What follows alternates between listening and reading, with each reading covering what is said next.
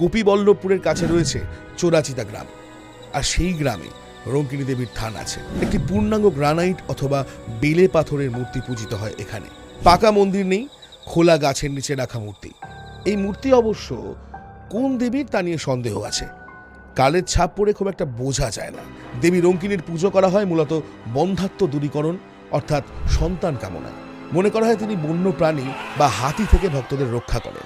এছাড়াও কলেরা, হাম, বসন্ত ইত্যাদি রোগের নিবারণ কর্তৃরূপেও তাকে পুজো করা হয়। চেরো গ্রামে যখন কোনো রোগ ব্যাধির মরগ লাগত, তার আগে দেবী রঙ্কিনীর খাঁড়া রক্তে লাল হয়ে উঠত।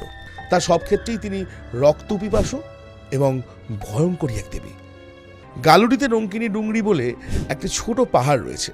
মনে করা হয় এখানেই দেবীর আদি থান ছিল। জানতে হলে পুরো ভিডিওটা দেখতে হবে, সাবস্ক্রাইব করতে হবে আমাদের চ্যানেলকে। এবং হ্যাঁ, যারা তোমরা আমার সঙ্গে যোগাযোগ করতে চাও তারা ডিরেক্টলি ডিসক্রিপশন বক্সে দেওয়ার নাম্বারে কল করতে পারো।